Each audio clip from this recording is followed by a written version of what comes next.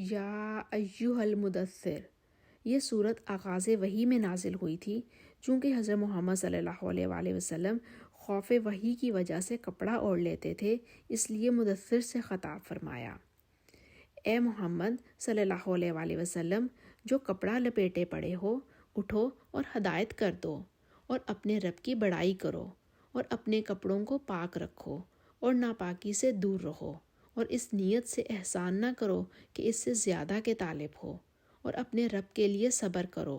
جب سور پھونکا جائے گا وہ دن مشکل دن ہوگا، یعنی کافروں پر آسان نہ ہوگا۔ ہمیں اس شخص سے سمجھ لینے دو جس کو ہم نے اکیلا پیدا کیا اور بہت سارا مال دیا، اور ہر وقت اس کے پاس حاضر رہنے والے بیٹے دیے، اور ہر طرح کے سامان میں وسعت دی۔ ابھی خواہش رکھتا ہے کہ اور زیادہ دیں، ایسا ہرگز نہیں ہوگا۔ یہ ہماری آیتوں کا دشمن رہا ہے، ہم اسے صعود پر چڑھائیں گے۔ اس نے فکر کیا اور تجویز کی، یہ مارا جائے، اس نے کیسی تجویز کی؟ پھر یہ مارا جائے، اس نے کیسی تجویز کی؟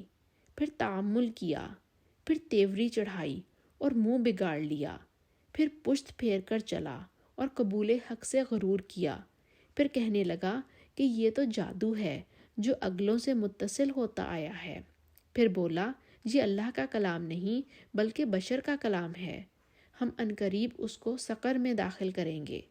اور تم کیا سمجھے کہ سقر کیا ہے؟ وہ آگ ہے کہ نہ باقی رکھے گی اور نہ چھوڑے گی، اور بدن کو جھلس کر سیاہ کر دے گی۔